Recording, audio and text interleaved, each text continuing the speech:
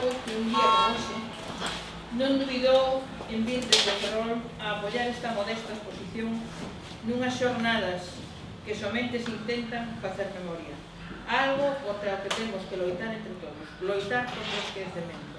Ahora deixo a Ratón, que tamén lle damos as gracias, por suposto, pero que xa forma parte da nosa casa, entón xa non temos tanta consideración. Moitas gracias a todos. Bueno, pois collem pola última palabras de Marga. Gracias. Hoxe ten máis mérito, vai? Sí, sí. Iso recoñecerán, pero ten máis mérito. Vamos a ver. Gracias ao Fallado, Marga e Antonio, por ofrecernos esta magnífica oportunidade que representou este ciclo de Tempo de Grises, que é un exercicio de memoria necesario para saber por que estamos como estamos.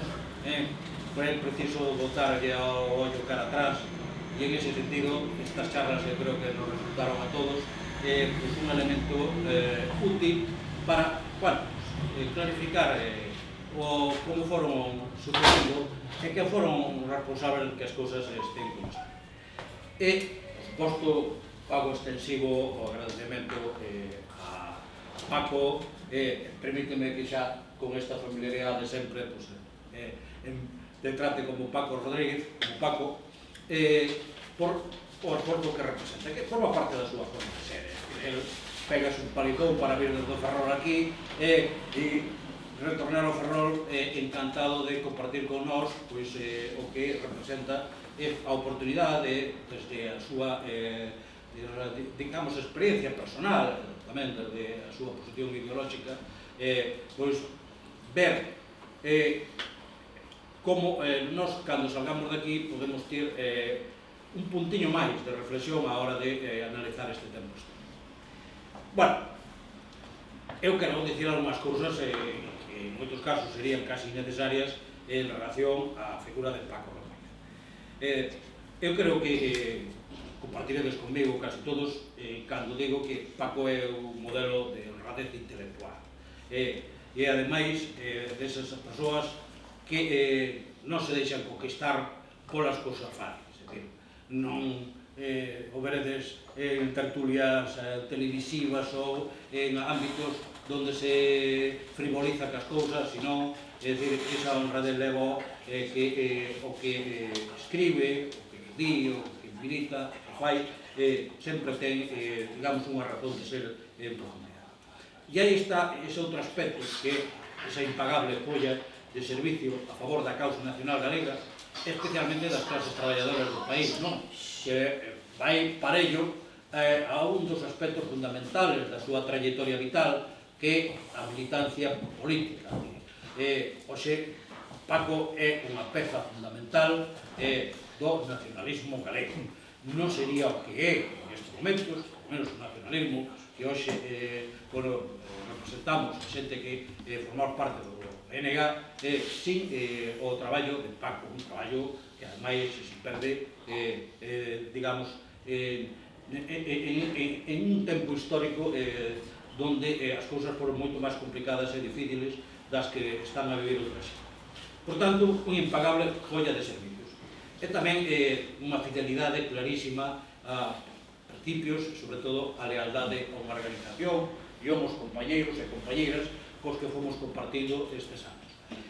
E iso leva que en Paco vexo como tres aspectos diferenciales que hai que resaltar. Por un lado, está este aspecto que acabo de apuntar de construción do país.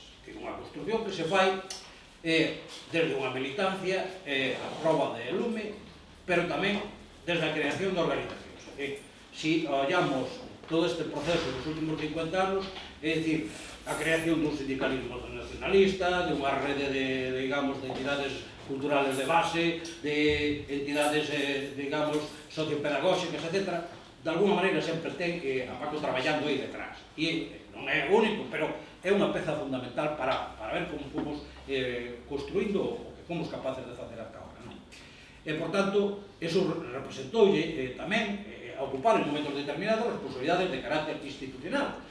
Evidentemente, aparte de asumir a responsabilidade de exigir políticamente entidades das que por falo, Paco é unha persoa que representando o nacionalismo, pois ocupou durante un período máis ou menos corto escaño no Parlamento Galego, e sobre todo foi deputado de referencia para o país durante 3 legislaturas, é dicir, 12 anos no Congreso e ainda hoxe eu creo que sigue sendo unha referencia fundamental cando falamos da presencia galega no Congreso dos Deputados. Hai un segundo aspecto en Paco Rodríguez que é o aspecto intelectual, o aspecto, digamos, da persona que, ten unha forte pegada, eu creo que non debidamente recoñecida desde o ámbito público, ou por menos nos ámbitos académicos, sobre todo en dos aspectos fundamentales.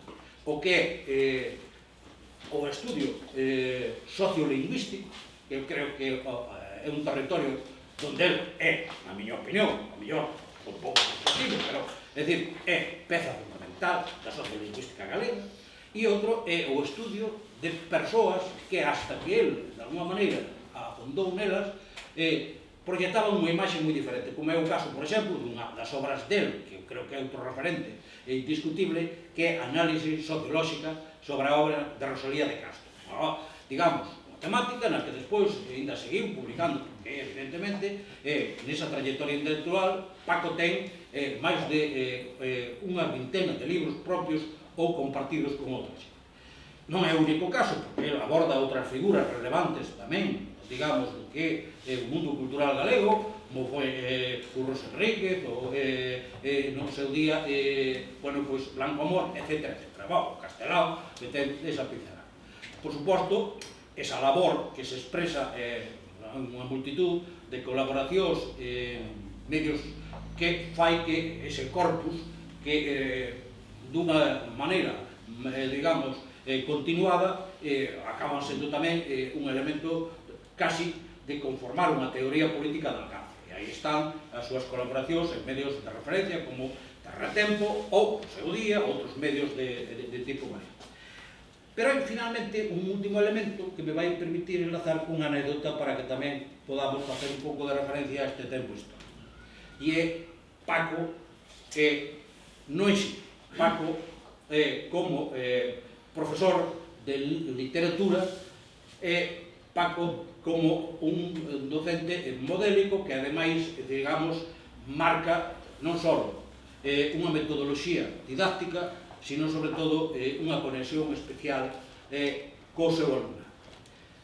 E aí é donde históricamente, ainda que aquí, cando me invitaron, nadie sabía desto, é dicir, podo aportar unha pequena anécdota que me une a Paco desde el tempo inmemorial, porque no ano 1971, o curso 71-72, chegamos ambos os dous ao instituto que hoxe se chama Blanco Amor en Ourense. El como profesor agregado de literatura e eu como alumno que iba a cursar o bacharelato superior, histórico bacharelato superior.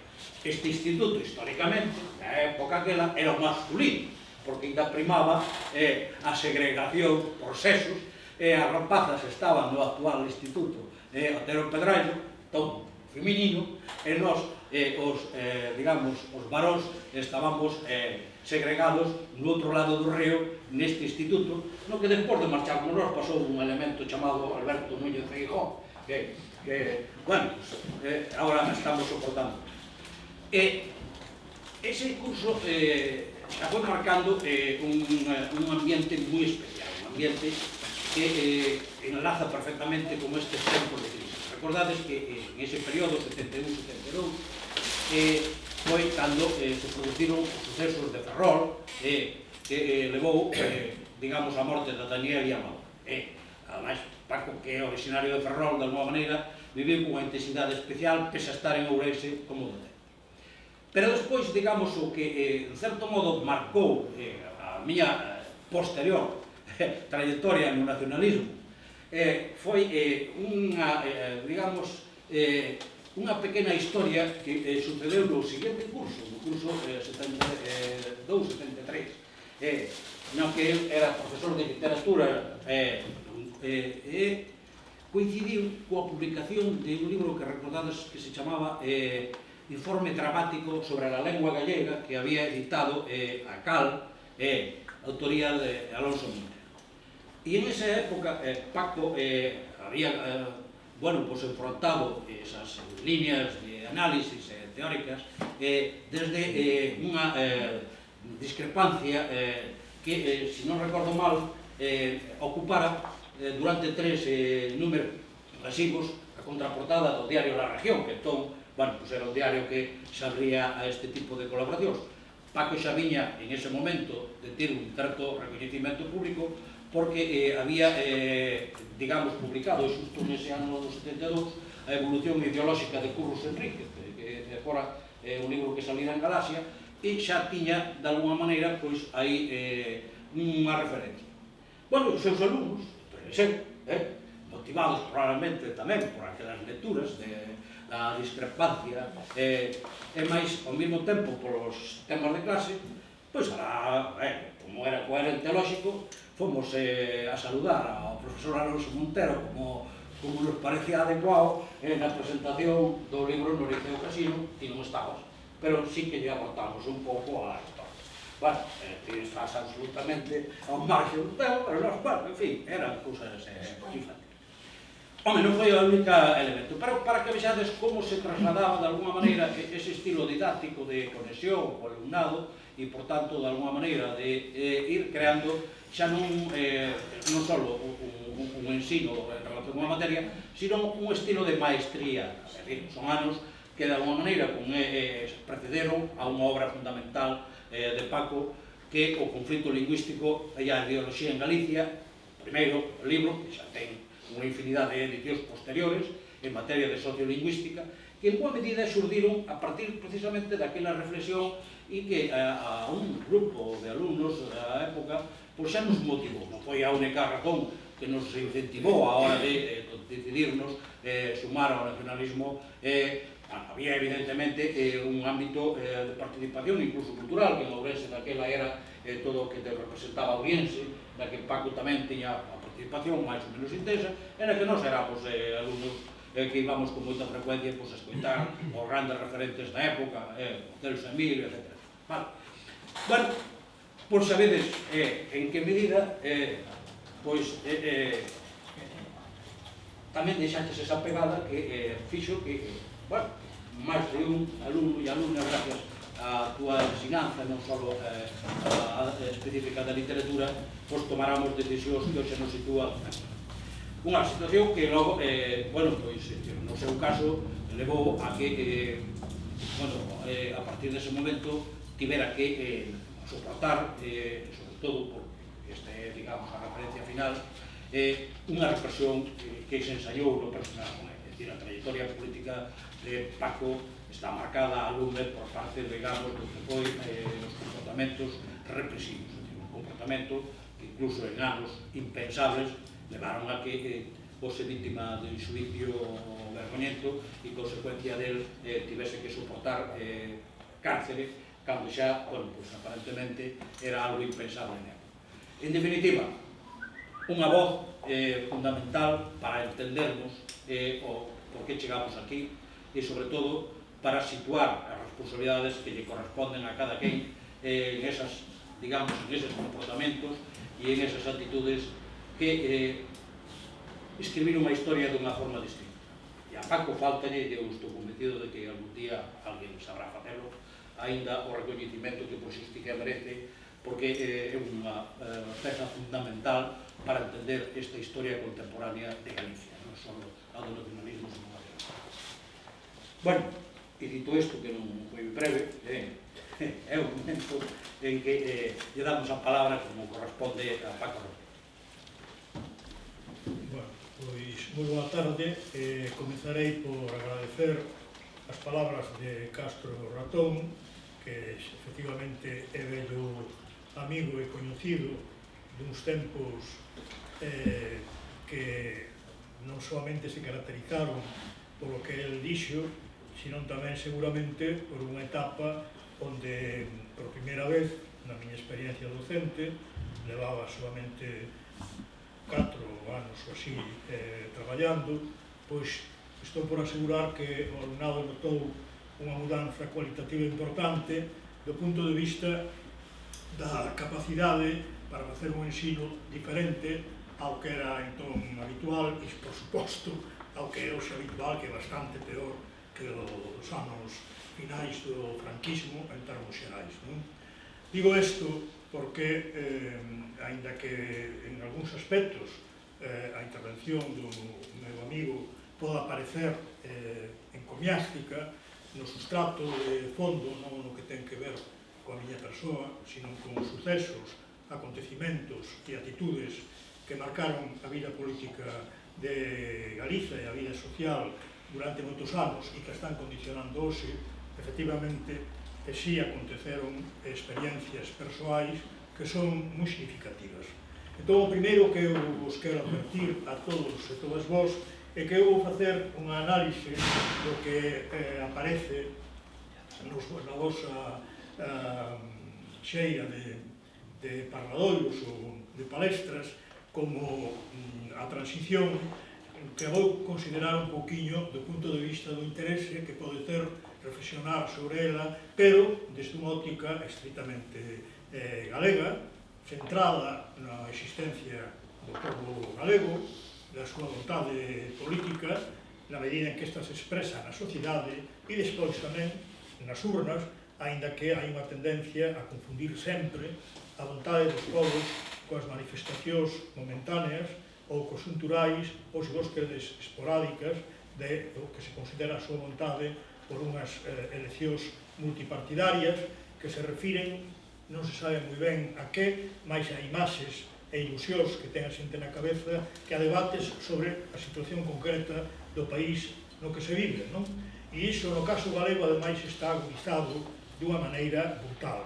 Por qué? Porque na medida en que foi adiante un proceso de españolización moi forte, pois pode parecer ridículo, pero é así, unha persoa de Vila García está máis pendente da imaxe que poda ter da política do que lle din desde Madrid, ou do que contradín ao que se di en Barcelona, que é realmente a sorte do seu propio país, da súa propia sociedade, que non é nunca motivo de debate de nada. Bueno, entón comprenderedes que cando o sistema referencial é así, pois xa está viciado de raíz, e podemos parecernos moi libres, e moi simpáticos, e moi modernos, pero realmente pois somos uns señores profundamente manipulados e, sobre todo, anulados. Ben, entón, esta é a primeira cuestión, a primeira advertencia que quería facer. A segunda, efectivamente, que eu vou coller un período temporal que vai, por exemplo, desa data simbólica tan importante de 1972, porque foi, é moi importante. Outra cousa é que a historia do Estado español escríbese como lle peta, e, ademais deso, despois, moitos dos protagonistas importantes deses sucesos na Galiza e que tuveron unha incidencia moi grande para o deterioro do réxime franquista, despois non son compensados para nada desde o punto de vista dos intereses colectivos do noso país, que ten nome e o podemos recoñecer. Ese é un problema distinto que se debe a unha serie de cuestións que despois podemos falar.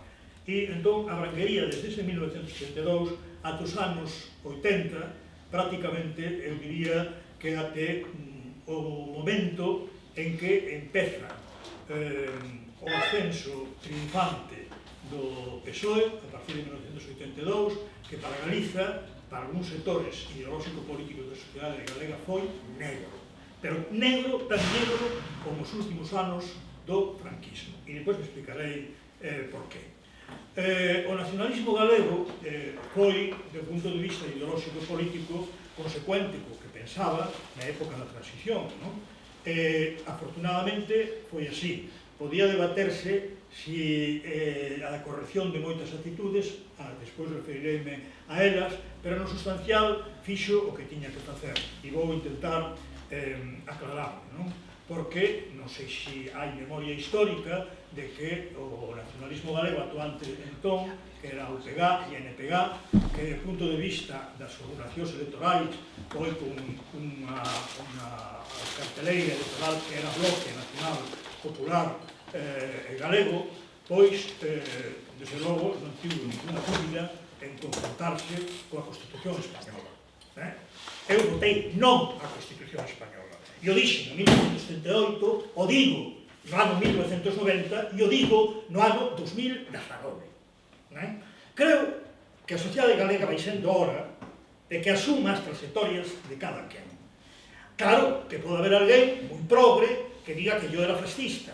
Pois me la chupa, así de claro. Vou ser vasto.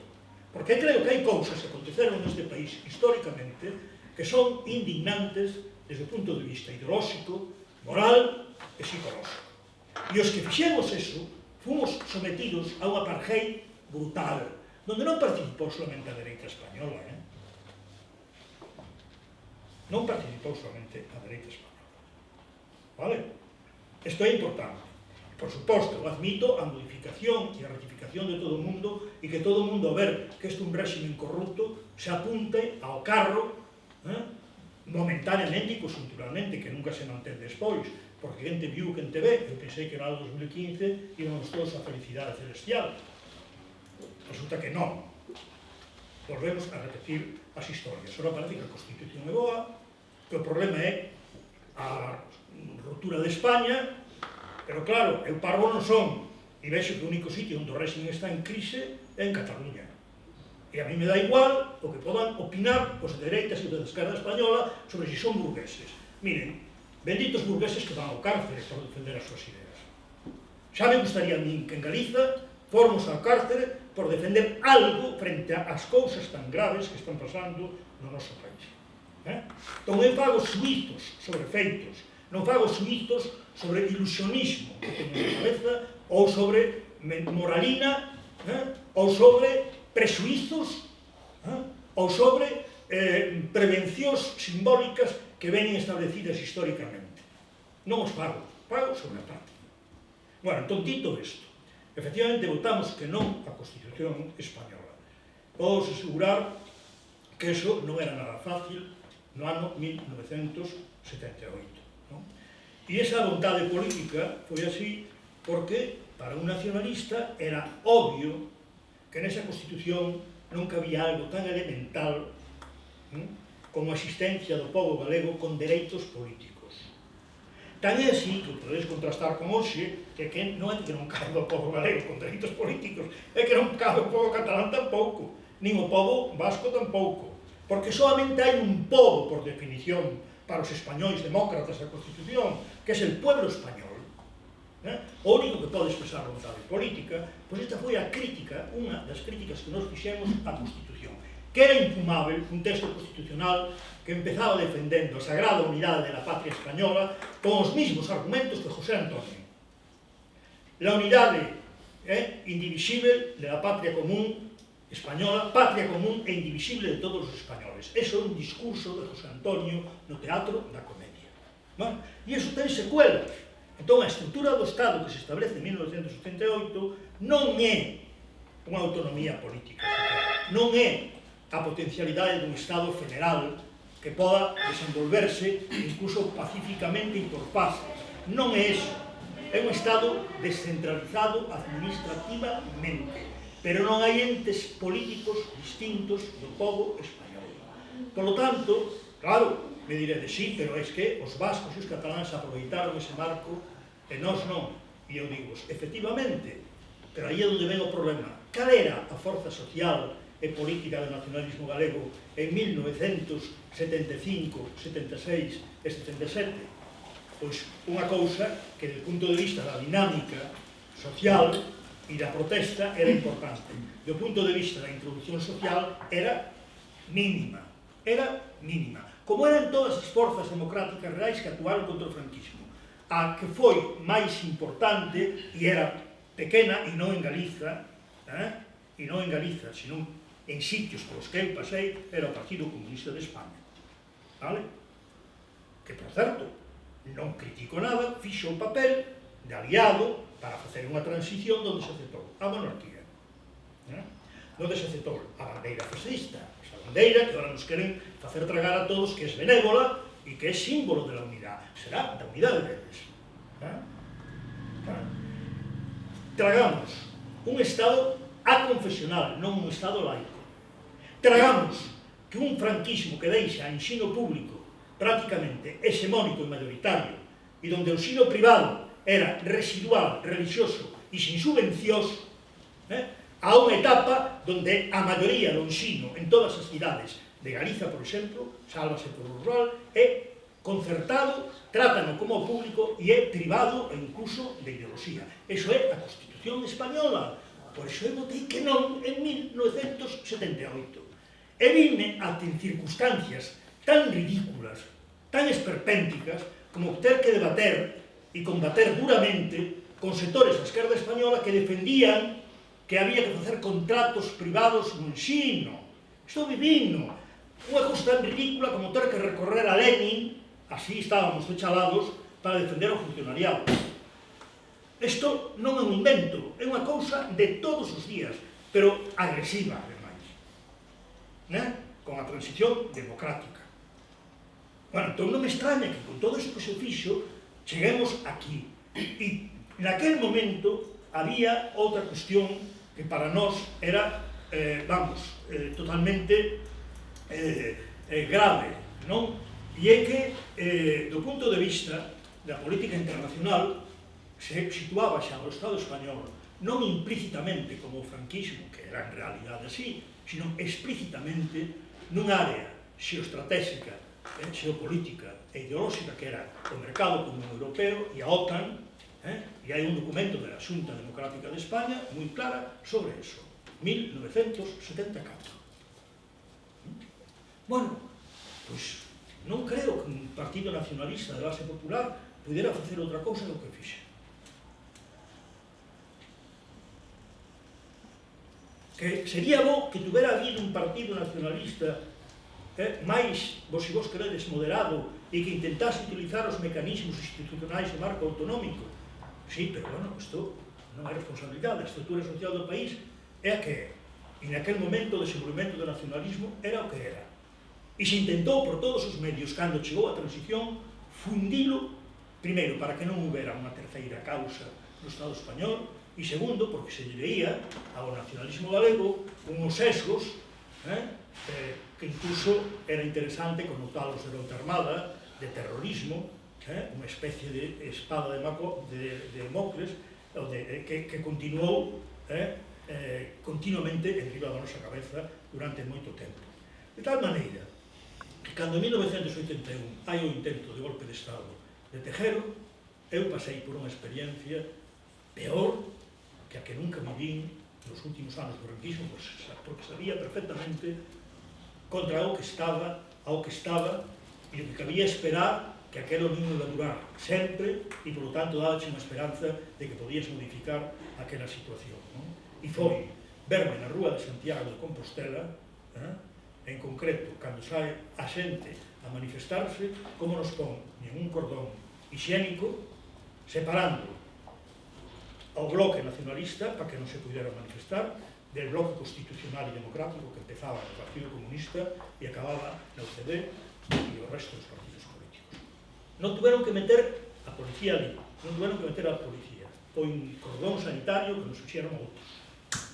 E solamente en Lugo, onde éramos maioría os nacionalistas, pudo salir a manifestación dos nacionalistas e non a puderon impedir.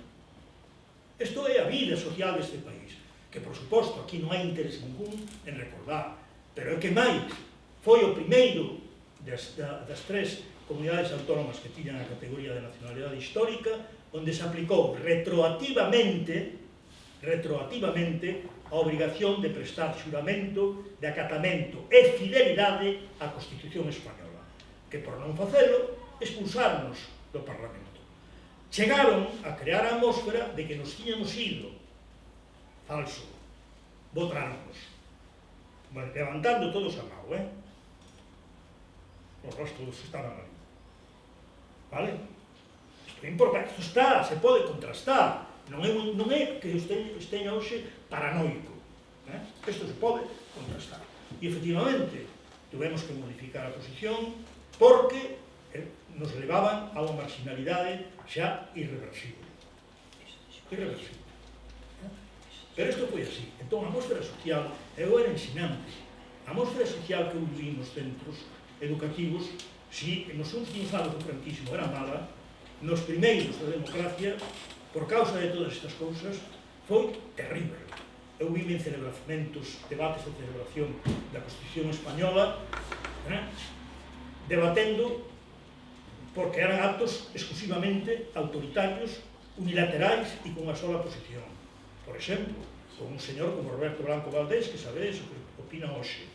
Ir ao Instituto da Estrada e dixe, bueno, a mí me parece moi ben que podas todo isto. Aí non hai pluralismo político. É solamente unha voz a favor dunha determinada cousa. Entón, eu vou facer o que debo de facer. Se organizou tal pollón que non lles quedou máis remedio que non facer nunca máis nada. Pero queda así continuamente. Non vos vou falar do que pasou co tema lingüístico.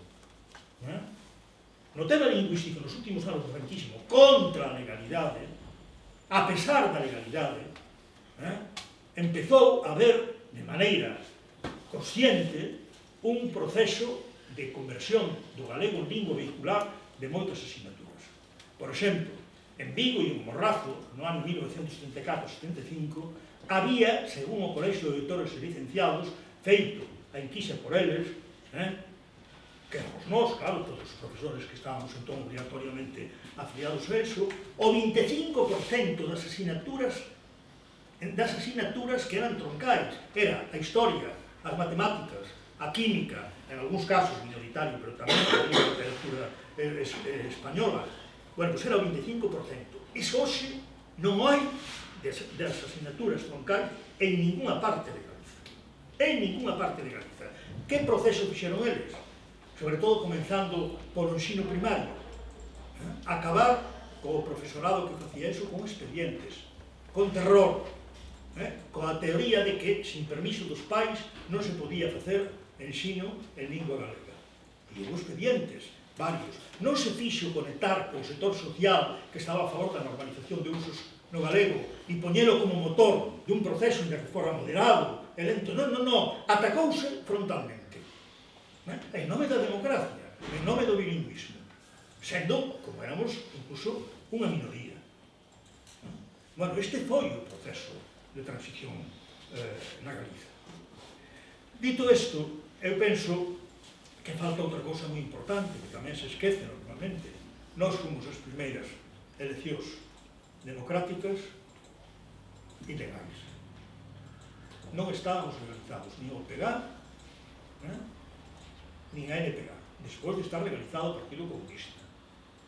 Non estábamos legalizados. Por tanto, tuvemos que inventar ese error do NPA, Bloque Nacional Popular Galego, que depois pasou a ser Bloque PSG, e depois xa veu toda a crise do ano 80 do golpe de Estado, ao triunfo do PSOE, e nos tuvemos que reformular toda a estrategia do nacionalismo galiza, sin mudar, claro, a idea básica de seguir mantendo esas oposicións. Pero tamén teño que reconocervos, co paso dos anos se sigue mantendo a mesma posición. Non é operativamente tan incisiva, ni tan confrontada socialmente. E creo que para mal, creo que para mal. Porque esta sociedade ten un defecto moi grave. E é, a partir da idea de que non é referencial para nós mesmos, eso furta todos os debates que son vitais e esenciais para nós. E despois poñerei algún exemplo ao final. Pero vayamos a máis cousas. Que se fixo, ademais, na transición? Por recuperar, revitalizar o que eran aspectos simbólicos fundamentais para a existencia de Galicia como pobo. Por exemplo, o Día da Patria Galega, que costou impoñelo frente aos que non querían, baixo ningún conceito, que isto se convertise en unha gran manifestación de masas en Santiago de Compostela, ademais cos días en que despois empezou a haber xacobeos e cousas así. E intentaron en 1984, perdón, non, xa 81, xa intentaron destruirla, non deixaron entrar no casco vello de Santiago de Compostela, pensando que así nos retiraríamos xa para sempre. Recorreron isto con disparos, con todo, romperon as cafeterías todas do centro, aquelo foi espectacular. Bueno, non resistimos como pudemos ali naquela praza de Galiza, ao ano seguinte non se les ocurreu se impedirla porque viron que se desfacía o Xacobeo, que se desfacía todo.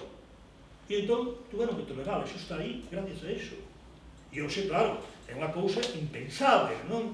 Unha manifestación de miles de persoas na Quintana, con os outros adorando al apóstol e non sei que, e el rei e el outro e todo. É que impensável, é que lles dá lles dá, non sei, pero nós temos pouco hábito para valorar as cousas que se fan, que se conquistan e que non foron nunca regaladas, non? Igual que, desde o momento en que asesinan a Moncho Rebollas, nós temos claro que, ou nós conseguíamos manter viva a idea de que eso foi e existiu, e íbamos todos humanos por agosto do Ferrol, pasase o que pasase, ou que eso iba a desaparecer da conciencia incluso minoritaria, consciente do país. Fixémolo, e efectivamente, de unha maneira residual, foi permanecendo ao longo dos anos, e incluso ao final, con un reconhecimento testimonial sobre a súa figura como figura digna de recuperación na etapa de Zapatero, non? E tamén, para que vexades como foron as cousas, realmente, xusto nos anos 75, 76, 77, en concreto, no ensino, falei de que houbera expedientes, non? No caso do ensino secundario, houbo varios expedientes a profesores, en particular, da comarca de Vigo e, en outro caso, de Lugo, non? Home, estaban vinculados todos a proxectos políticos do futuro, non?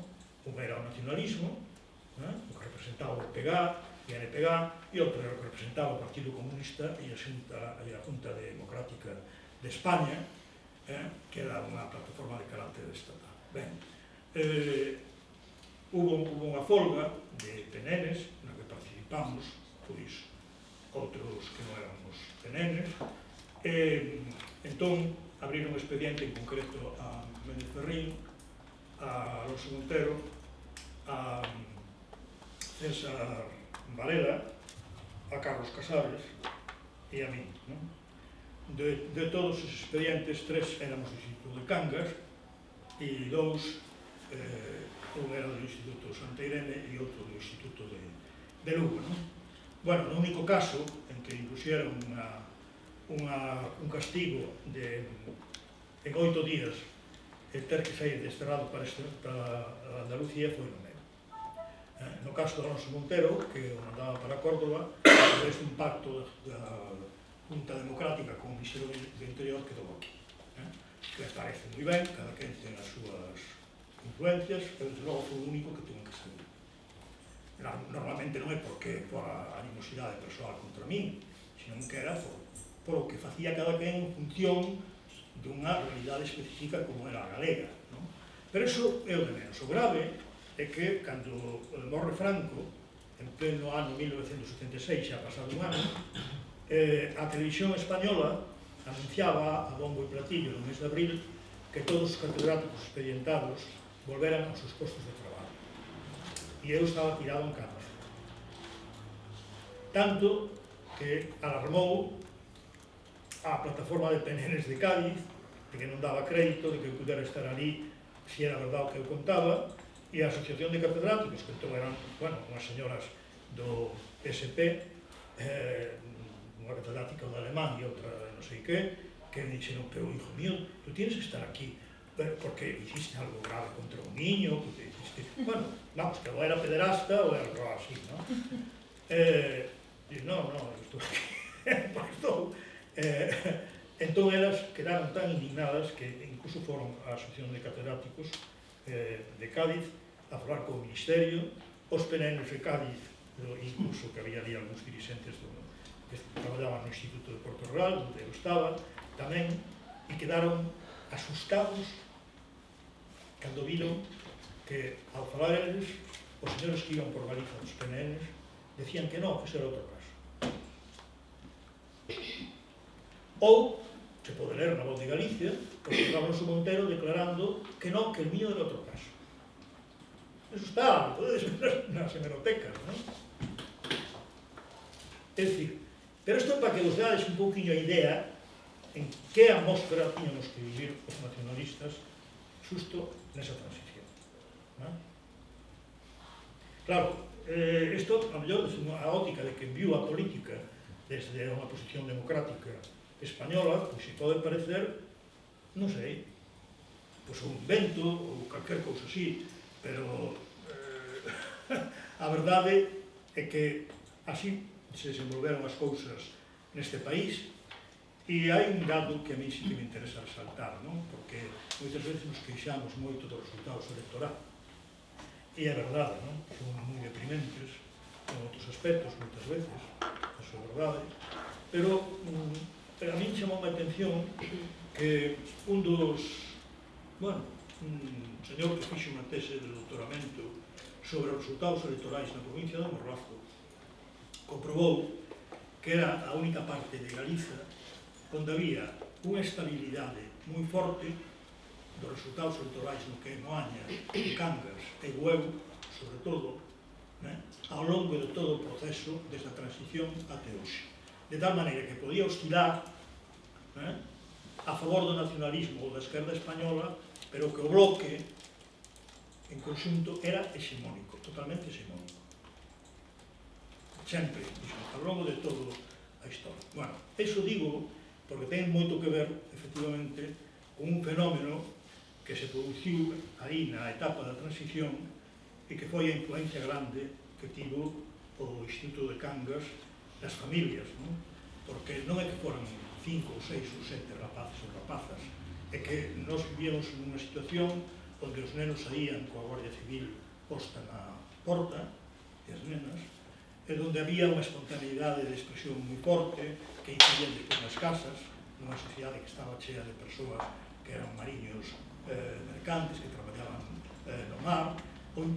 Había discusións políticas todos os días nas casas, reuníanse 100 rapaces e rapazas nos montes de Cangas para ver o que había que facer. Había cregos que incluso guardaban as formas, en particular os que traballaban no instituto e eran persoas que daban a docencia en galego. É dicir, houve, claro, unha movimentación social, a parte xa das características sociolóxicas do propio Morrazo, que incentivaron moitísimo unha determinado tipo de posición.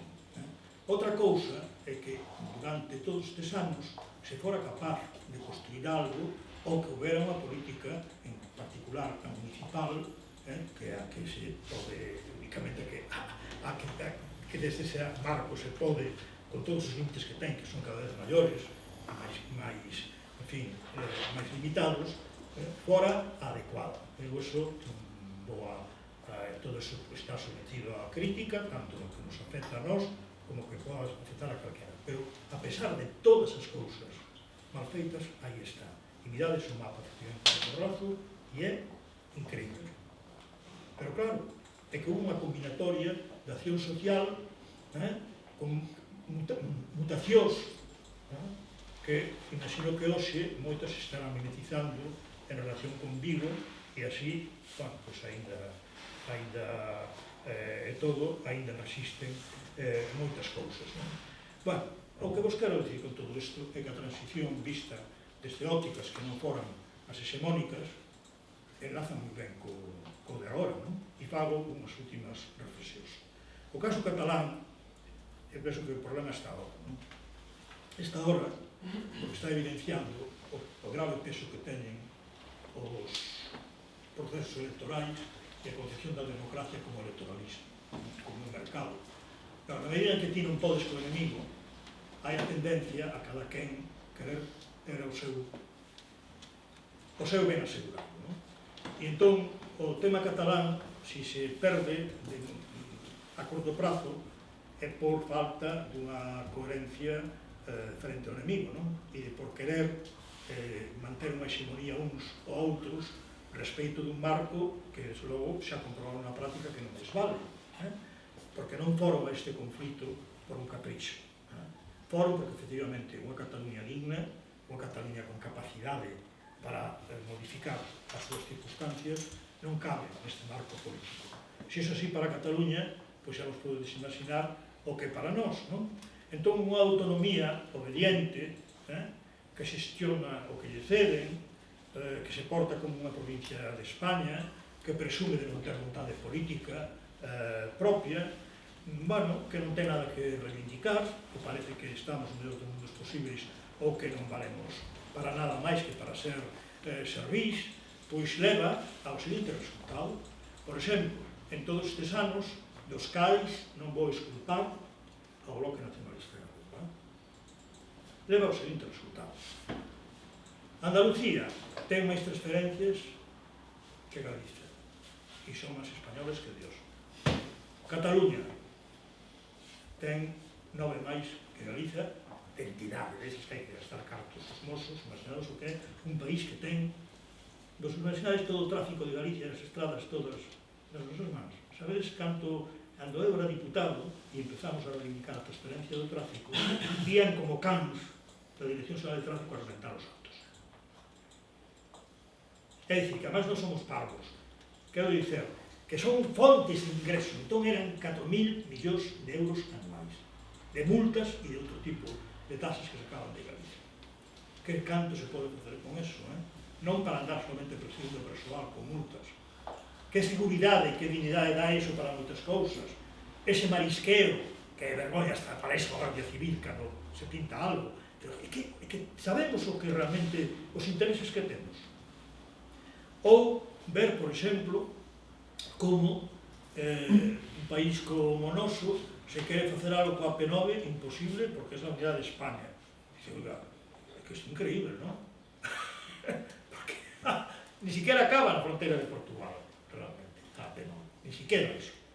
Bueno, pues con ese argumento, ni eso, non? Antes de ceder o tráfico a Galicia, suicídanse. Xa o comprobaxedes.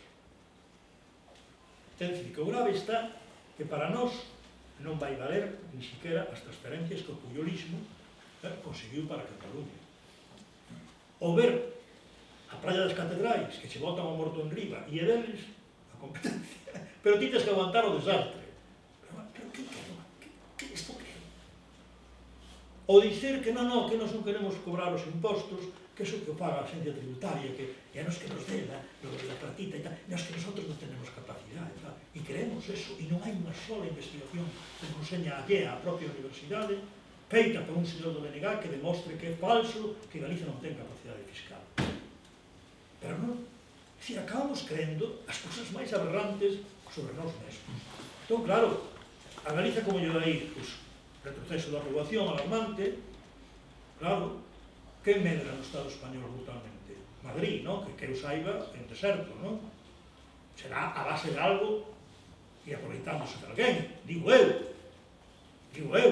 Se este é o modelo, pois estupendo, eu non o quero. Un país que din que somos unha miseria, un tercio dos aforros, 21.000 millóns de euros se van todos os anos para fora. Deste país ruín, miserável, e non sei cantas cousas máis que non podemos ni temos capacidade para nada, según a teoría oficial que partillan gran parte dos galegos e das galegas. Da enerxía eléctrica que non podo falar, non? Entón, hai unha causa pola que Galicia leva este regalar. Isto ten causa. Bueno, pois hai dúas posibilidades, seguir así, ou responsabilizarse con vontade política propia e impedir este devalar e sermos un país anestesiado. Entón, acabo dicindo que, claro, a transición tiña en xerme todo isto. Tiña en xerme todo isto. Ora, se o problema é o ilusionismo, podemos apuntar aos ilusionismos que queiramos. E volvo a repetir, incluídos nós nos apuntamos ao ilusionismo. O estou facendo aquí. Ora, eu o que non quero é que vivamos en realidades, ou non estou disposto a aceptalo, que non existen para nós cando son as nosas. Eso é un suicidio. Bueno, pues, na transición hubo un intento de que o país tuvera unha conciencia de sí, ainda que se fora nunha minoría social, en parte logrouse, moi fragilizado, porque son 30 e tantos anos un marco autonómico que foi, valeu para todo, menos para enraigar un pouco de dignificación, de creencia na nosa capacidade colectiva, e de pensar que por nós mesmos podemos facer algo. Porque incluso se non hai eso, ni siquiera pode haber un Estado federal xenuíno. Porque un Estado federal xenuíno basase no pacto. De que dicir, bueno, mire, eu cedo, pero eu son o que teño control. Para estarmos juntos, cedo, que isto e isto podamos compartirlo. Pero para poder facer eso, ti tens que ter a vontade política de dicir, mire, isto é meu, son eu o que yo cedo a usted. Non é la Gran España la que hace que yo pueda existir, es que yo soy el que hago existir a la Gran España. Esta é a diferencia de conceptos. Non é que se trate de ser independentista, que é unha saída legítima e lógica cando non che dan espacio para eso. Bueno, este debate, nos, na Constitución española, na Constitución, vimoslo claro. Outra cousa que en 40 anos fóramos capaces de mantelo coa viveza social que deberamos, con a forteza que fai falta e con o sentido táctico das cousas, porque, claro, nós non formamos parte dunha sociedade ideal, formamos parte desta sociedade, non de outra. E, efectivamente, nós tamén nos deixamos enlear en un electoralismo sin maiores cavilacións, non? Claro, pero iso conduce a unha cousa, cale, xestionemos o que hai, nada máis. Xestionemos o que hai. E o que hai cada vez nos lo ponen máis negro, dá pouquiño de sí. É dicir, que ese señor que está aí, que é un canalla, é a persoa máis degenerada políticamente que pasou por este país, o señor Feixóo, non é que se llamau por ser do PP, que o é porque se acerba todo o máis negativo que hai neste país. Ahora, quen colla eso non se vai a topar con un instrumento estupendo, e non vai acabar o problema da sanidade ni nada, porque non chega a financiamento. O grave deste señor é que non solamente non o di, sino que máis di o contrario. Di o contrario. Que é capaz, vamos, até de non usar nin os mecanismos que lle dá a gran España moitas veces para enfrentar as cousas por poder facer política, por exemplo, contra Cataluña, como estuvo durante anos renunciando a coller diñeiro do Fondo de Suficiencia Autonómica, que era para poder paliar os desastres todos da crise e poder atender un poquinho mellor a sanidade e o ensino, que porque o goberno se daba conta que era imposible con as transferencias que facía, onde daba préstamos a cero xuros. Sabedes o único que non os colleu? Este pájaro. E entón, depois protestar dicindo, Cataluña, que malgasta todo, derrocha, ya debe 70.000 millóns de euros, sí, imbécil, de 70.000 millóns de euros sin xuros. Ti debes 15.000 aos bancos, con intereses. E como todos os controis e con toda esa destrucción do benestar. E depois, como xa se deu conta, que era moi evidente, empezou a protestar e dicir que ele tamén quería. Bueno, pero, claro, aquí que pasa? Que hai unha censura férrea, ao marxen da incapacidade da oposición, que pode facer mellor, e de todo, que non toda está na mesma orientación. O problema é que a maioría, e includos nós, e da que defendamos con boca pequena todas as cousas, pois hai temas que estamos acobardados. Por qué? Porque aquí ni siquiera un sistema de concerto se pide como vasco. Por certo, recordo que Cataluña está en isto porque non le consideran o que tenen os vascos. Un sistema de concerto que eu cobro todos os impostos e pois pago contas con España, a ver canto vale a Guardia Civil que tengo aquí, canto vale o que aí le va. Pois por eso estamos abocados ao cárcel, que hai presos políticos, hai, xa o creo que hai.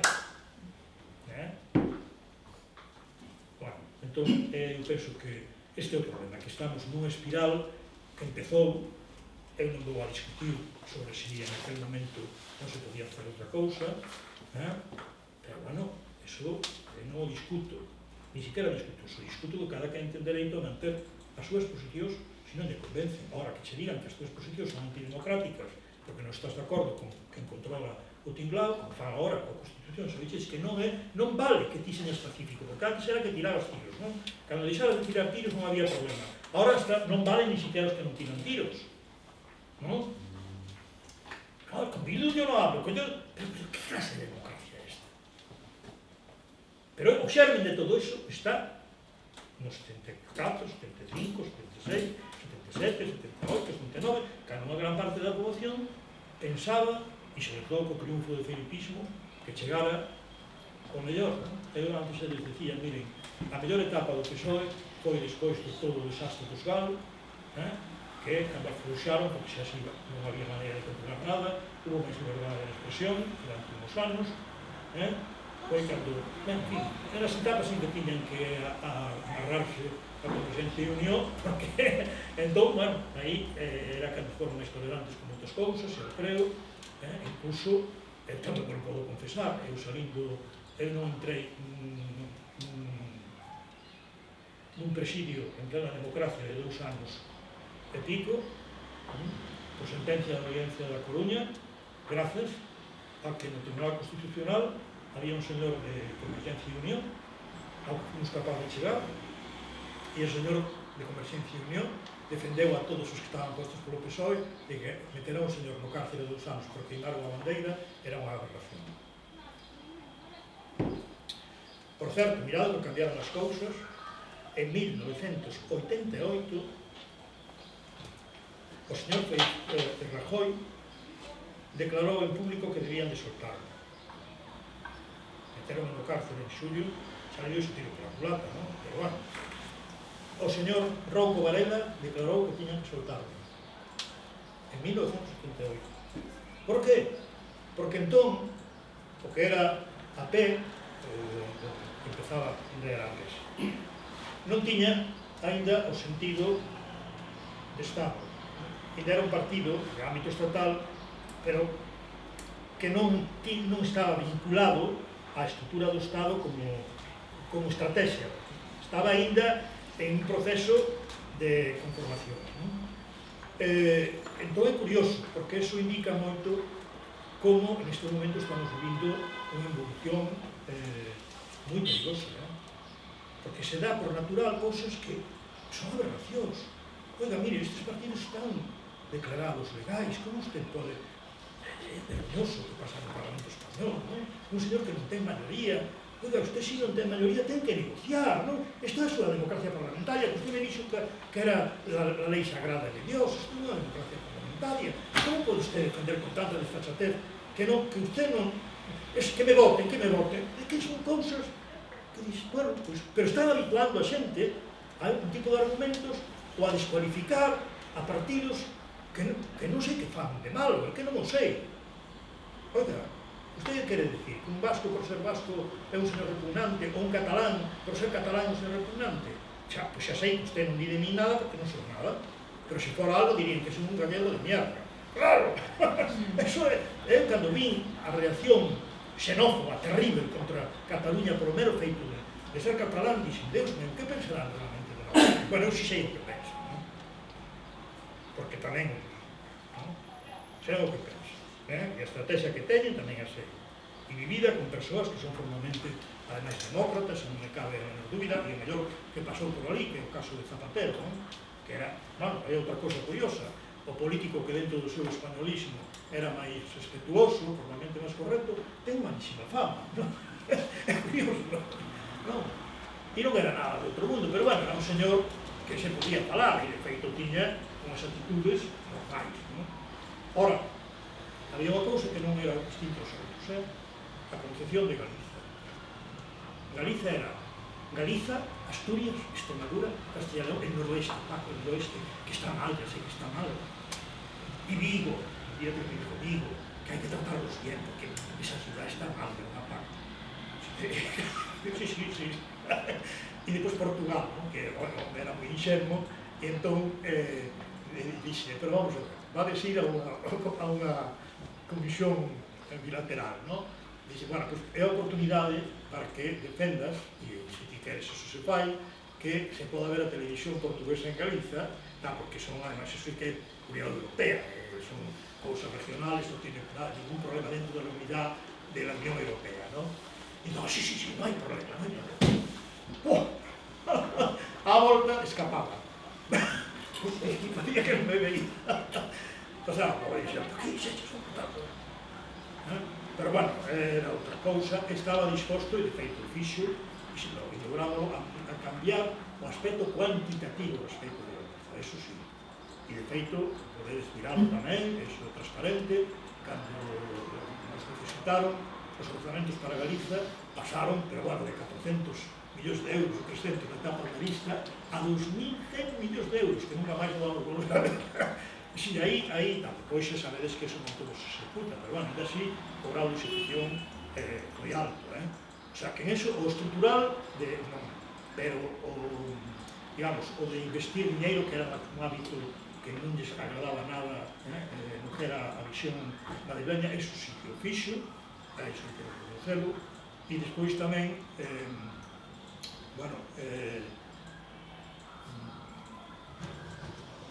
tiña unha idea partidaria, pois sabía que el tiña claro que se o NG subía, o PSOE en Galicia baixaba. Entón estaba premido por unha contradición que el resolvía a favor do que le interesaba, iso tamén é lógico, non? Na cuestión todas de memorias históricas, en fin, de respeto por certas cuestións, era outra cousa. A cuestión galega xa incluso intentaba, pois, xa a mí, donde máis me votan é en el Bierzo, Paco, el Bierzo, que é... Sí, eso non o olvido, pero o problema non é o noroeste, o problema é outro, o sea que... Bueno, sí, pero en fin, facer un grupo lácteo, non. Estaba en un proceso de vender a Cíos de Culeva, creo que era así, como que tiña casa mental en Granada, cando se guardaba aquí, cando a Consellería de Agricultura estaba en manos do BNG, a mí me dixeron que falaba con él para ver se comprometía que se vendían, favorecer que se pudiera comprar desde aquí. Dixe, bueno, eso non puedo prometer nada e tal, pero lo miraré e tal, pero... O sea, o que era estrutural do papel de Galicia dentro do... Pero bueno, era correcto, e a mal de todo que veo antes, despois, e todo iso, igual que, por exemplo, Rajoy, que ten moi mala fama, Rajoy é un vendido, efectivamente, e é un home desde unha perspectiva galega deplorable, pero tamén teño que decir que desde unha perspectiva española eu prefiro a ese señor que non a todos o resto do PP e a toda a caterva, incluso este era un home cobarde, acomodaticio, pero que non lle gustaba, o traballo sucio que fixeran outros.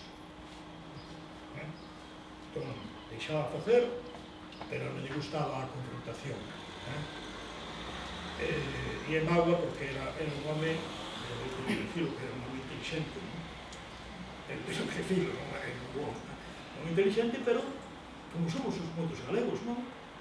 Que trepamos, e Galicia non existe. Galicia é papá, mamá, e Pontevedra, e vou a San Xenxo, e paso el verano. Ahora, de trato e de persoa, era tamén e incluso como político dentro do mal que facía, pero bueno, ele ten esa concepción, e alá nós tamén temos as nosas miserias, pero había cousas que se prometías facía, si podía facelas, eso era moi galego tamén, bueno, yo, si puedo, claro, porque sabes que eu non puedo todo, pero as cousas delicadas, alguna fixo, non ten nada que ver con cousas que fora para favorecer a BNG, favorecía algunas persoas empresariadas, que estaban no cárcel, fixo, eso sí, con compromiso de non publicidade, con as pequeñas, tamén, punto, cousas de algún diñeiro para algún concello, que lle botaban un morto, un concello que se move na montaña, non nos acordades que tuviera aquelas chuvias terribles, de 7.000 habitantes, pero dices, vamos a ver, como vai un concello facerlle frente a unha montaña que se move? Non se mata, non te preocupes de mí, pero además, metelo vos, con PP, a mí, da igual, o caso que ti soluciones o problema. E efectivamente, chegar a cousa ao Senado e volver para o Congreso con 70 millóns de pesetas. Eu a verdade é que moitas veces, pois, bueno, é mágoa que non teñamos outra conciencia do país, porque as cousas podrían ser outra cousa. Pero tamén me gusta decir, ahora que non ten nada que ver con nada de eso, as persoas que eran como políticos normais, ainda que a política que fixeran fora deplorable, e para atacar. O Arnaldo Aznar era unha besta, mala persoa, indigno, é que é incalificable, pero incalificable, non? O Felipe González, cando cheguei ali, estaba él, non? Bueno, pois, en ese desfile que fan cando abren o Congreso, os seus, o período de sesión, cando ven a Buga, sabedes que desfila a lesión por diante, non? Con a cabra, Bueno, todo cando vin aquelo, collín, largueime, dixen, me dá igual que me cacen aquí, fui escapando, me puxen detrás dunha cortina, salaban todo, escondíme, e cando xa acabou toda a parafernalia, vin a entrar, e xa estaban ali todos, estaban estaban todos. E entón, estaba o presidente do Tribunal Constitucional, ese que era de Cedeira, non? E entón, bueno, o Ceo me falou, e claro, me falou en galego tamén, non? E estábamos falando na animada conversa en galego, e entón, achegouse que me falaba, pero estáis hablando en galego. Así, ¿no? Como si fuera pastor. Qué cosa más extraña, ¿no? Aquí, en plan perdón, de sí, claro, ¿qué vamos a hablar? O guerra.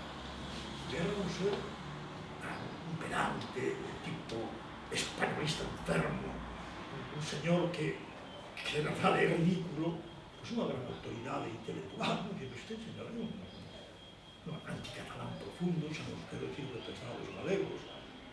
E además me perdoa a vida, non sabes, están así. Pois moi ben, non? É unha... que nós temos un problema na estructura do Estado español, que moita xente pensa que iso non ten que ver con a democracia, ni con as cousas de comer, e vaya se ten. Esa é a palabra. Se eso non muda, isto vai ter unha estructura imperial penosa, ¿no? Porque nada máis que para asustarlos de dentro, depois para fora son vendidos todos, non chistan en un sitio, les mandan, carai, vender calquer cousa, vendra, les mandan bicar por onde bican, non hai problema. Ahora, dentro, firmes a todos, ¿no? O problema é se eres un poquito catalán, un poquito, eso non pode ser, E claro, eso para Galicia é...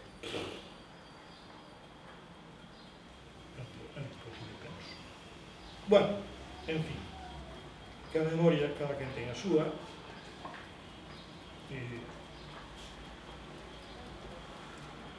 pero eu vou repetir, a mí preocupa-me moito a situación que estamos nós, cando digo nós, digo os que hai galega, porque estamos nunha economía preocupante, moi preocupante. Os demais hai caos, hai confusión, ten todos os efectos tamén da política hoxe, eso é claro, non son máis inteligentes tampouco, non entendo iso. O problema é que nos demais sitios, en Cataluña teñen unha situación, mal, ben, regular, que se teñen. En Euskadi teñen tamén unha idea dos seus intereses, teñen, xa, claro, a propia señora, se vos vedes os andaluces, ten unha concepción de ser os máis españois de todos,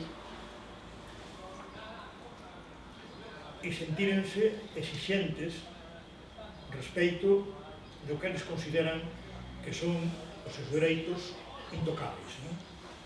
Entón, iso onde conduce? Bueno, pues, efectivamente, a sociedade andaluza é unha sociedade con moitos problemas, pero observad unha cousa, ten agricultura. Se ya sabes, por Andalucía, observad que está... Depois, outra cousa é a justicia social, iso é distinto. Os rapaces novos e rapazas novos están nas vilas. Estarán, moitas veces, rascando as pelotas. Estarán. O desastre de aquí, que non vedes en ningún sitio.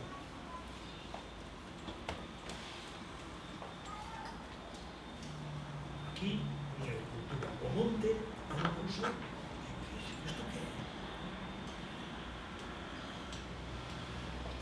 Vales a León, bueno, isto ten problemas, evidentemente. está cheo de amigos,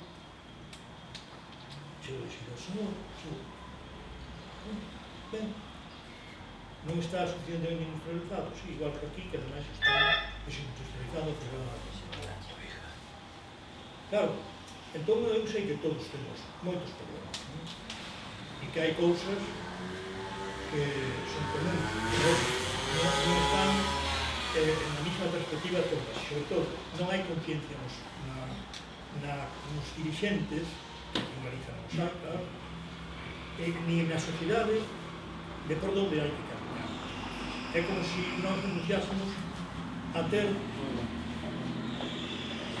un diseño propio, non? E claro, eso pasanse as facturas dunha maneira que non sei. A Galicia, esa transición, tiña unha cousa que hoxe ainda tiña agricultura, por exemplo. Eso, pues parece que non, pero é moi importante. Un país que non pode contribuir a autoabastecerse algo, por lo menos unha parte, se vades a Alemania, observade como está, todo cultivado, Francia, hostia. Os países todos que son algo, todos tenen unha base agraria importante, todos, non hai excepción. Entón, bueno, é un poquinho, me interesa que virades que hai cousas que son debates que estaban ali, o que pasa é que entón, a transición o vivimos nada máis que unha minoría, que era fácil descalificar, entón estes son fanáticos, son terroristas, están aliados con ETA, tiñan unha capacidade, nós tiñamos outra capacidade de movilización para todo o que era. O Partido Comunista estaba nada máis que moi incrustado nas algunhas cidades, non máis non era nada. Ainda así, había unha diferencia, por exemplo, entre Vigo, Ferrol e Cádiz. Bueno, esa é outra. O Cádiz que vivían ali, que nos desterraron, non había nada, e eran uns 75. Había dúas señoras do partido de Tierra Galván e depois unhos do PCR en Porto Real, con curas polo medio, nada. Bueno, o Albacete do ano 69 de Aterrei, mesmo, había un comunista en Alora, pero a máis era famoso un comunista en Alora. E depois, claro, nada máis chegar ali, como protestei algo no instituto, convertíme, bueno, era moito peor que aquí, a cacicada que había ali, a máis con unhas cantas familias controlaban o instituto masculino, femenino, bueno, hasta había un secretario dun instituto, catedrático de matemáticas, que era marxista-leninista, según forma popular, integrado perfectamente na sociedade albaceteña, que se dedicaba a explicar a esos outros burocráticamente como poder. Este era o Albacete de 1969. Entón, claro, eu que conocía o Ferrol, dicía, Deus meu, todo isto que é? Si parece, sin embargo, a idea que un galego ten é que en Galicia non había oposición ninguna. Pero que di usted sabe o que era Vigo e Ferrol en relación con... Solamente era comparable algo, Bilbao, Barcelona e un pouco Madrid, O sea, que aquí non foi porque non houvese oposición ao movimento que houve no campo. En Galicia foi espectacular, foi dos maiores de toda. O sea, que aquí non foi porque a xente non tuera capacidade de confrontación, foi porque políticamente eso non se canalizou en unha determinada orientación por incapacidade, por que eu aí non vou acusar ni a ninguén, nem vou dicir que nós o fixemos moi ben, porque, mire, comprendedes que non se trata disso. Pero eu creo que debe quedar claro que este país non fallou por falta de capacidade mobilizadora na defensa dos seus intereses en conflitos concretos. O problema que falla despois na orientación política deso, ese é o problema. Ese é o problema. Vamos, o Ferrol do ano 70 era un ferrovidoiro, claro, bueno, xa sei que non era a maioría, pero, bueno, era unha minoría que era capaz de arrastrar a cousas que non se viron, No Estado español non se viu unha toma como a de Ferrol do ano 72. En ninguna ciudad, en Vitoria,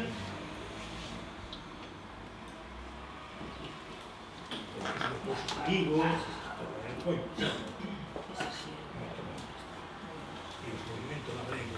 cantidad de movimentación contra a cota de seguridade social agraria, contra os montes, contra os movimentos sociales.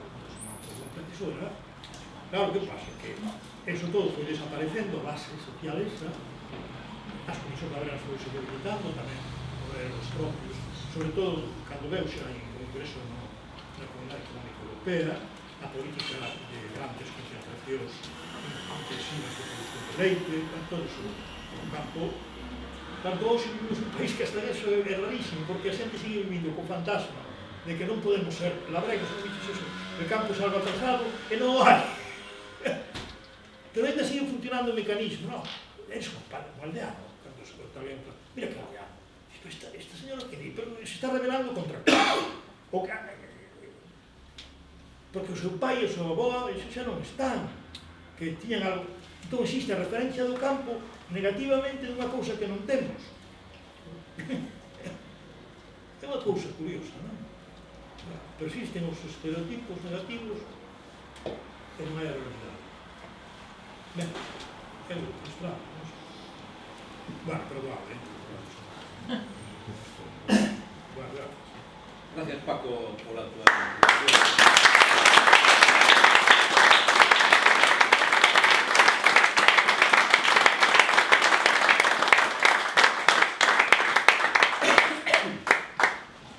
Bueno, se alguén quere intervenir con un tipo de cuestión, é o momento, senón que cale para sempre.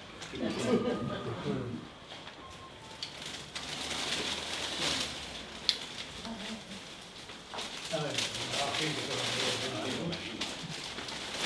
Corrado. Eu queria preguntar, Paco, sobre o nacionalismo, si non ten unha falta de estrategia, si non consideran que o federalismo sería un paso intermedio necesario para chegar a unha independencia en este caso de Galicia. Como ves? Sí, vamos a ver. Bueno, vamos a ver. O problema o que é o nacionalismo da NPG e da NPG e depois o BNG, agora mesmo, vamos a ver, primeiro históricamente, na transición e estes anos, vamos a ver, despois do zapaterismo, do fracaso do Estatuto Catalán, o nacionalismo galego defendeu un Estado confederado, sempre, soberanía nacional que se plasmaba na creación de estados bases constitucionais da transición, era eso. Pero que pasa? Que iso, o problema está en que para logralo ten que ser desde unha ruptura do actual Estado español. É imposible ir a un federalismo genuíno, de verdad, ese que dirís, se non nos cargamos a Constitución española, a estrutura unitaria do Estado, é inviable. E a prova está que os cataláns que foron pola vía de introducir eso a través do Estatuto de Autonomía, sabiches que a sentencia do Tribunal Constitucional, e iso foi demoledor. Acabaron con todo o que tiña de capacidade cualitativa diferencial respecto ao marco autonómico tradicional e o utilizado. Despois de estar aprobado polo Parlamento catalán, pasar por las Cortes de España, que din eles que son a representación de la soberanía del pueblo español e ser ali xa limado. Despois de ir a un referendo en Cataluña, polo povo catalán, e chegan tres señores nun tribunal, ou 4, 5 ou 8, que sexan, e cárganse eso. Eso é, vamos xa, a contradicción máis grave no sentido de democrático. E ese estatuto era eso, sin decirlo, solamente por la vía dos feitos, ir creando unha estrutura que producixe un cambio cualitativo na relación Cataluña-España. É dicir, que o problema non é que ese non seña correcto, ou seña correcto, que o é, e xa te digo, o que é o nacionalismo do BNG foi sempre eso, sempre. Solamente agora acepta tamén que a independencia, pero non quere dicir que desbote a outra cuestión, e que acepta a independencia nacional como unha serie, autodeterminista. Por que? Porque no fondo para a primeira ten que ser tamén a través dunha quebra dese tipo. Ou ti tes capacidade de ter ti a soberanía e negociar, ou se non tes a soberanía, se sabes o que te espera, que eles te van a impoñer as súas reglas de xogo, o seu diseño, e iso non ten solución. Por eso, cando o PSOE fala de federalismo, iso é outra tomadura de pelo, eles que están rizando o rizo de seguir co Estado autonómico e nada máis. E nin eso, e nin eso. Ahora mismo hai máis posibilidades de que isto influya máis, no sentido ainda peor, que evolúa a unha solución federal xenuína, o que se chama federalismo de verdade. Vamos a ver, Estados Unidos ou Suiza comenzaron sendo estados realmente xenuínos, e ainda hoxe, vamos, hai un abismo entre a capacidade de competencias dun Estado de Estados Unidos aquí, claro, cando che ten este Estado máis enfrentado do mundo, e este Estado borracho, me toma de coña, todos estamos habituados a ver as películas americanas onde a policía non pode sair para perseguir a malfeitores dun estado para outro. Todos vimos como en un sitio onde a sexualidade está permitida e en outro está condenada. A esos niveis que será aberrante, non? Porque a mí que os dereitos civis se sean iguais en todo o conxunto dos todos os estados que esteñamos en España, me parece correcto. Outra cousa que depois haxa outros máis que os demais non teñen, se quites unhas especificidades. Para mí que o matrimonio, a norma do matrimonio seña a mesma en Cataluña que non provoca ningún tipo de tal, ou que os dereitos básicos son os mesmos, non provoca ningún tipo de problema. Bueno, pois ni siquiera iso é así nos Estados Unidos. Pero ainda hoxe, que xa ha evoluído un pouco con trampa, ou teñen banca propia, federal, non teñen problema ningún. Teñen policía propia, teñen impostos propios que cobran, non teñen problema con eso. E é máis, o porcentaxe maior non é o que lle vai a Unión, que é o 25%, é o que queda para os Estados, os impostos. O sea que hai unha diferencia ainda brutal respecto a todo. Es que isto non é nada, isto é unha burla, isto é unha xestión do diseño que eles se dan, con el dinerito que eles te dan. E ainda arriba ti tens que creer que te alimentan eles. Isto que é? É dicir, que se Feixóo quere gastar máis dinheiro en sanidade, ten que pedir préstamos. Que non é un problema. Outro problema é que ele ademais privatice e agudice os problemas. Pero o problema non hai, efectivamente, con un goberno de María Santísima. O sea, que quen pense que aquí vai chegar un gobierno de izquierdas e non sei que, e que vai, de iso, esquecernos. Pero porque o marco non dá de sí, porque este é un problema. Poderá xestionar mellor esa miseria, poderá ser máis honesto, poderá ser menos corrupto, eso non o vou discutir, eso sí. Poderá facer de menos favores aos mafiosos ou manter o país con un grau de normalidade mellor, ollo, con moitos enemigos en contra, que as gastan, ademais, sin piedade. Ahora, o problema é que o marco non dale, e modificalo desde dentro, aquí xa non houve nin esa vontade. Entón, o colle xa anémico, porque xoga un doble xogo. Os fixens con os partidos de ámbito estatal, cando están eles gobernando en Madrid, aquí din unha cousa, cando non gobernan, se apuntan a calquer bombardeo. Coa AP9 o fixen, carallados, non era ni siquiera o traslado da titularidade, era o traslado da xestión, que non sei moito por que vale eso. Pero bueno, cousas que non valen de moito, valen para que lle botes unha multa. Bueno, pois a mellor o goberno autonómico metía unha multa de 5 millóns en vez de unha de 6.000 euros, non? De acordo, pode valer para iso, pero tal como se facía transferencia, non era nacionalización. Pero ni siquiera era eso. Non é que fora ser propiedade da Xunta, e entón a Xunta xa decidía, en vez de poñer, non iba a retirar as peaxes de inmediato, pero en lugar de poñer tanto kilómetro, poñería unha rebaixa do 50% como mínimo.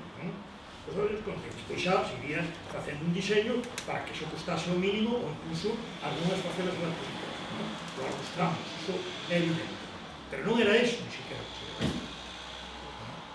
Quería, cando eu fixe unha pregunta, a lei de estrategia.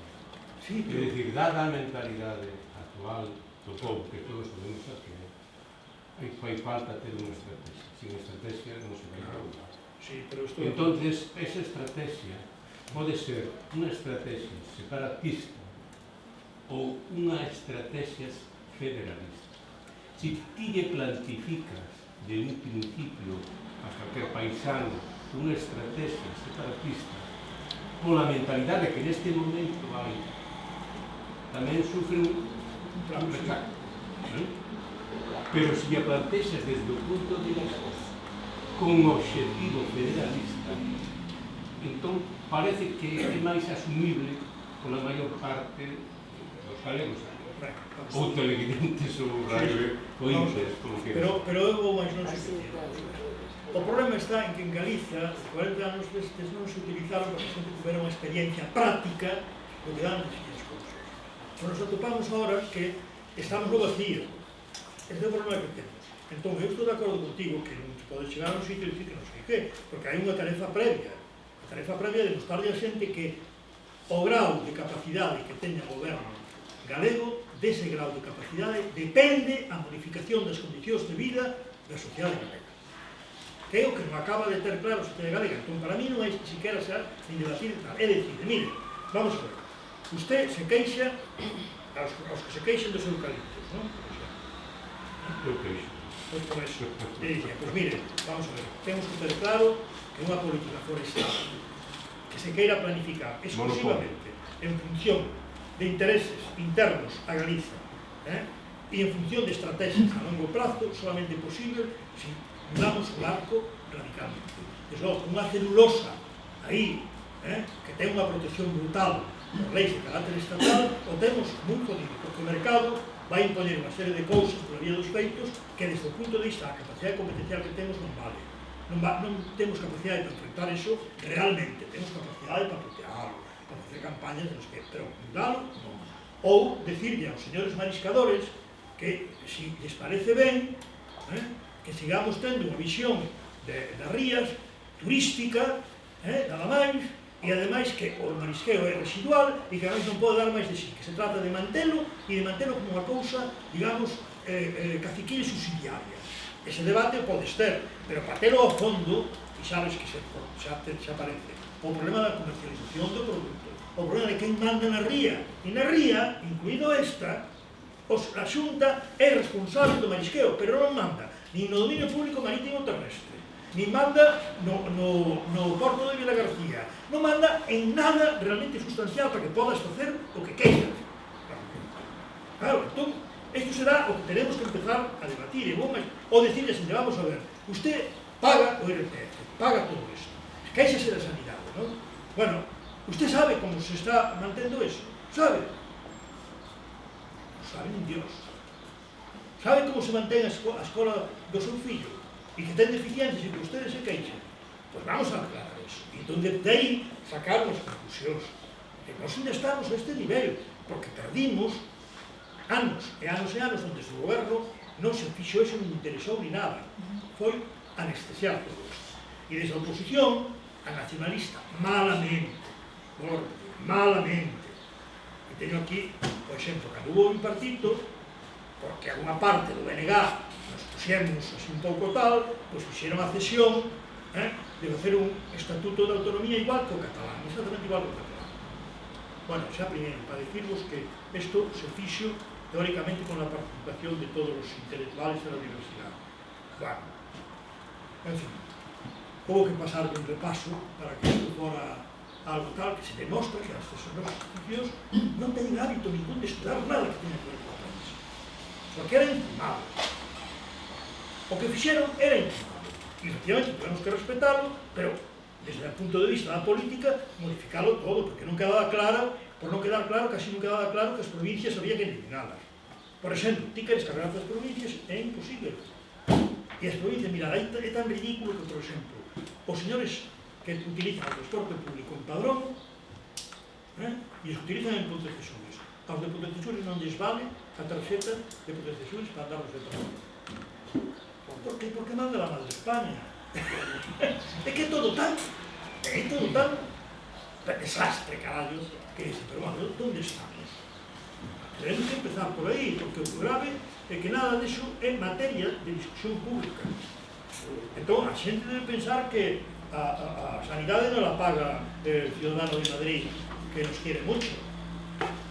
Debe de pensarlo. Porque senón estaríamos todos Dios fartos de ver que non se sabe nada de nada de como quen soporta isto como soportamos e por que non dá máis así. Porque o discurso vixente e mayoritario das universidades é non, a Galicia non le conviene, mejor seguir así. Isto é o que digo, non? E Feixóo, claro, por suposto, pero todos os partidos, menos o BNG, coa boca pequena, que tamén diría que isto a gente non interesa e tal.